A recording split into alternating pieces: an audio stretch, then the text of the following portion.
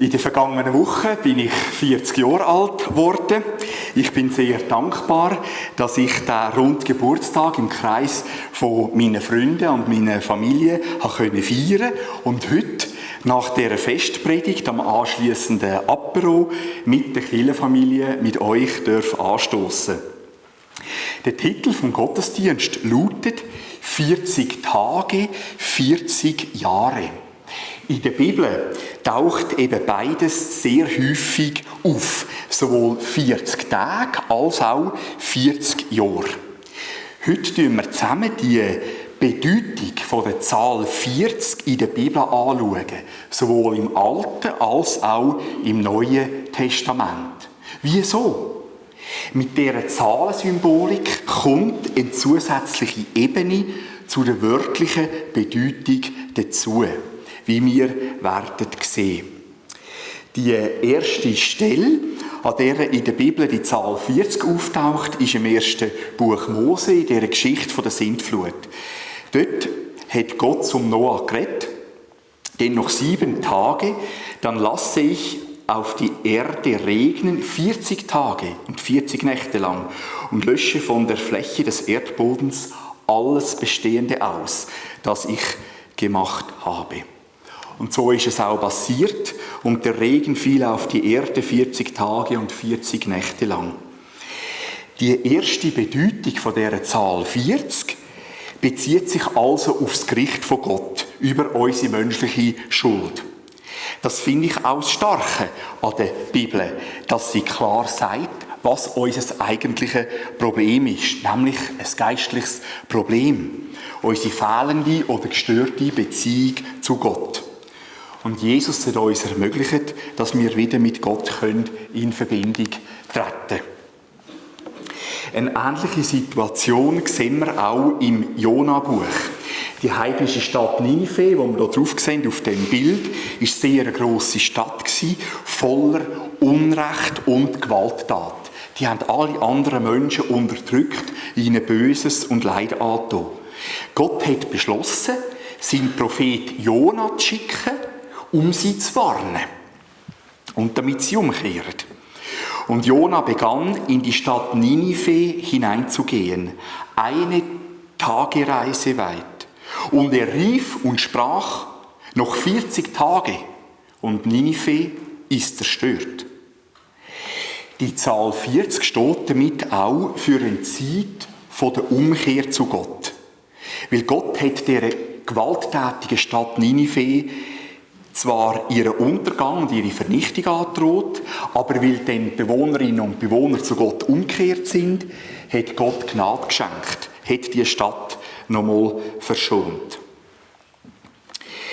Auch im Leben von Mose ist eine ganz wichtige Figur im Alten Testament, taucht die Zahl 40 an mehreren Stellen auf. Sein Leben lässt sich eben einteilen in 3 Epochen an je 40 Jahren. Seine ersten 40 Jahre war er Prinz von Ägypten. Er ist am Königshof aufgewachsen beim Pharao. Seine nächsten 40 Jahre war er Hirt in der Wüste. Auch eine Zeit der Vorbereitung. Und seine letzten 40 Jahre war er Leiter vom Volk Israel. Er ist also 120 geworden. Und auch an diesen 3 mal 40 Jahren sehen wir auch wieder die Bedeutung von der Zahl 40. Immer 40 Jahre und auch mit dem Bereich von der Vorbereitung und auch eine Zeit von der Prüfung, die er durchstehen musste. Ist interessant, in dieser Mose-Geschichte kommt eben nicht nur 40 Jahre vor, sondern auch 40 Tage. Also beides. Mose jedoch ging mitten in die Wolke hinein und stieg auf den Berg Sinai oder Horeb, und Mose war 40 Tage und 40 Nächte auf dem Berg. Gott hat Mose dann die 10 Gebote gegeben, das sehen wir hier, mit dem Finger, mit dem goldenen Finger, der hat die 10 Gebote geschrieben, und der Mose staunt und sagt, oh, Gott hat gewirkt. Es heisst auch noch, Brot aß er nicht und Wasser trank er nicht.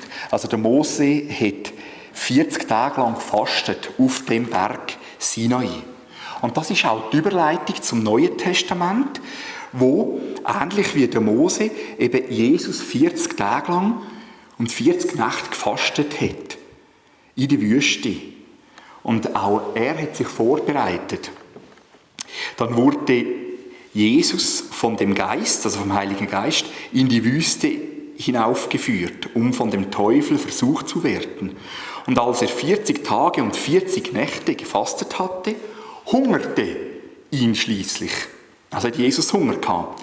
Da sehen wir auch eine kleine Prise vom biblischen Humor. Jesus hat erst nach 40 Tagen Fasten Hunger gehabt. Ich habe manchmal schon Hunger, wenn ich mal auf mein Morgenessen verzichte. Die 40 Tage in der Wüste sind Vorbereitung für Jesus auf den darauffolgenden öffentlichen Dienst von Jesus. Weil er hat ja nachher nicht predigt, er hat auch viele Menschen geheilt, hat allen Menschen die Liebe von Gott weitergegeben und er hat sich aber die 40 Tage vorbereitet in der Wüste, also ohne andere Menschen.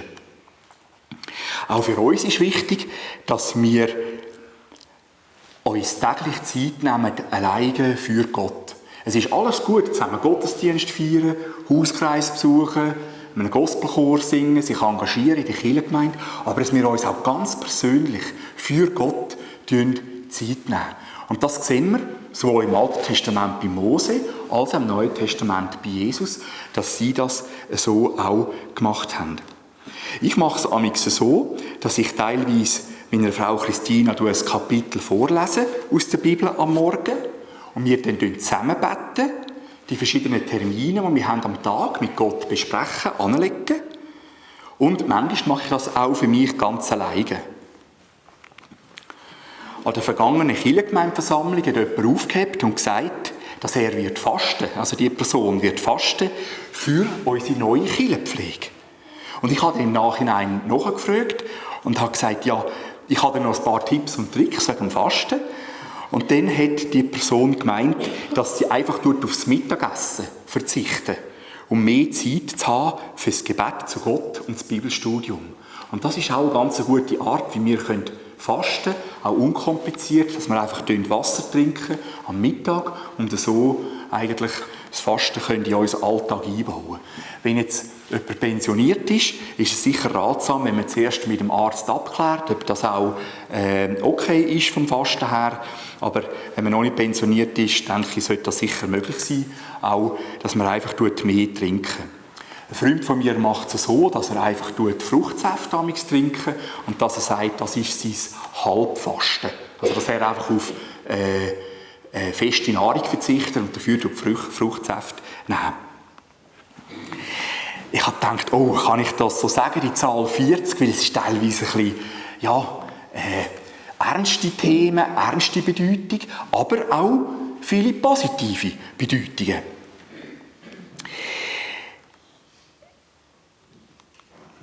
Die Zwillingsbrüder Isaac und Esau haben beide erst mit 40 Jahren geheiratet. Jetzt habe ich es verwechselt, Isaac und Esau sind nicht Zwillingsbrüder, aber Isaac und Esau haben beide mit 40 erst geheiratet.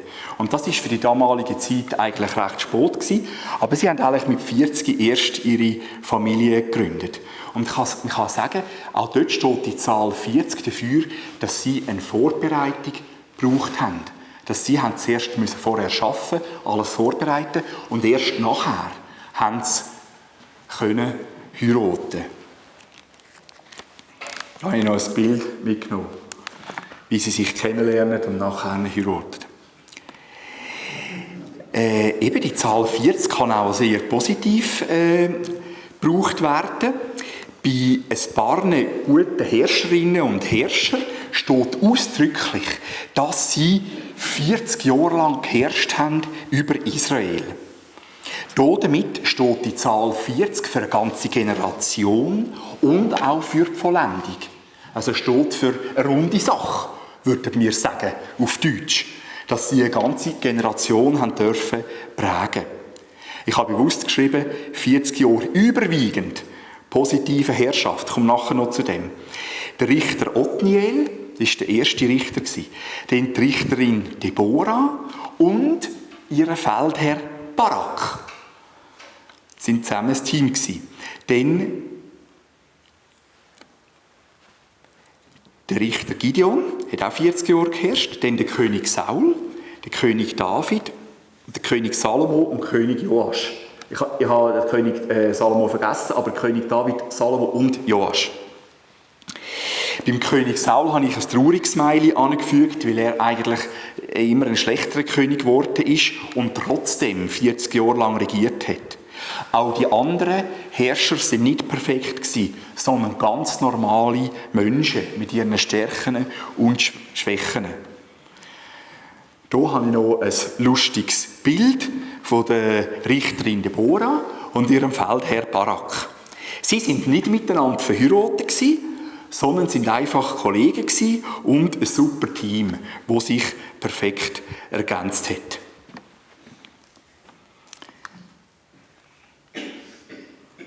Also es ist eigentlich auch in der Bibel eine Würdigung, wenn man 40 Jahre lang herrschen kann, 40 Jahre lang andere Menschen prägen.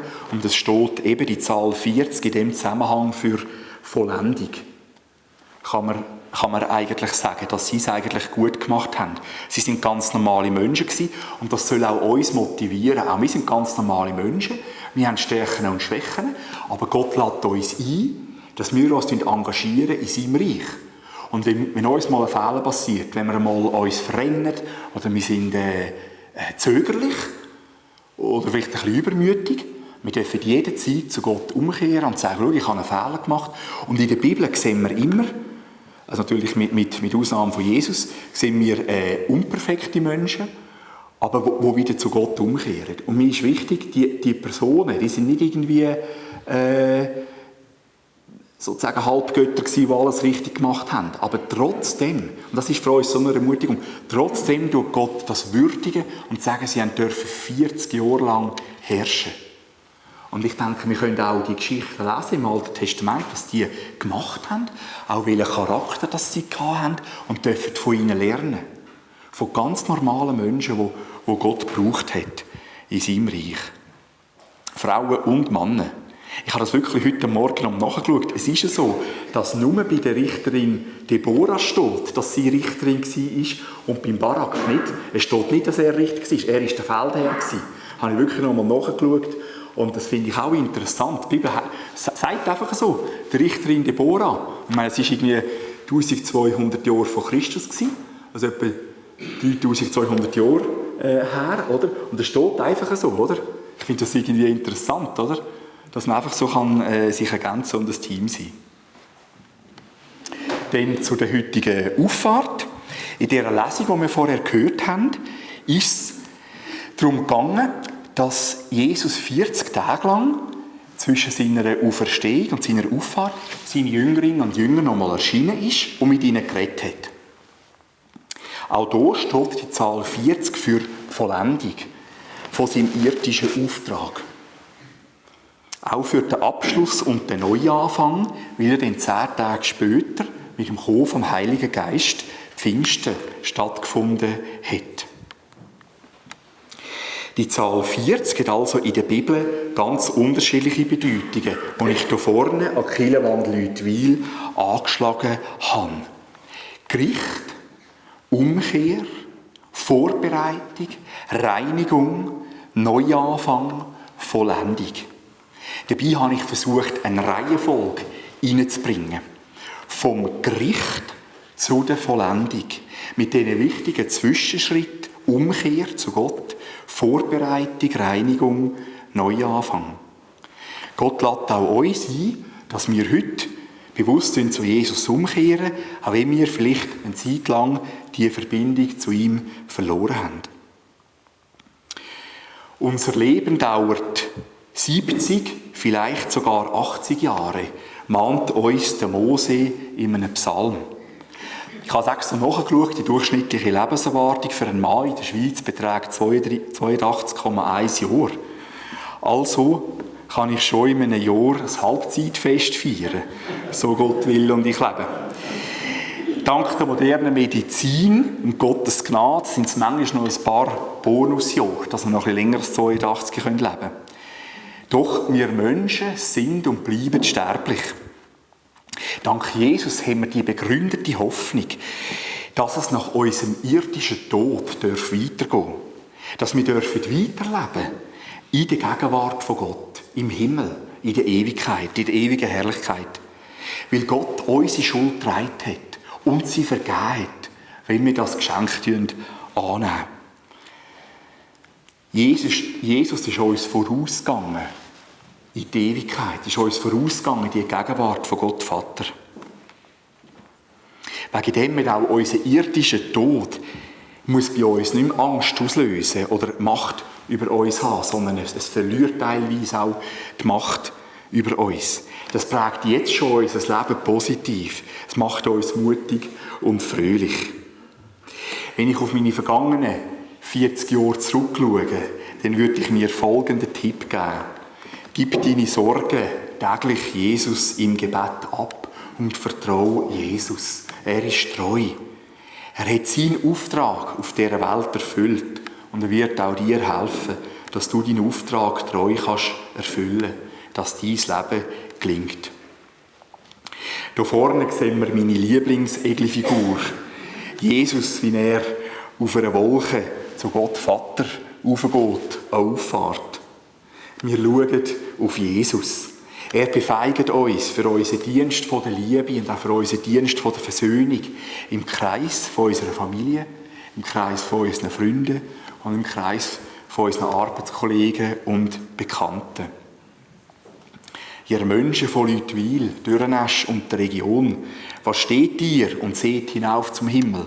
Dieser Jesus, der von euch weg in den Himmel aufgenommen worden ist, wird so kommen, wie ihr ihn habt hingehen sehen in den Himmel. Amen.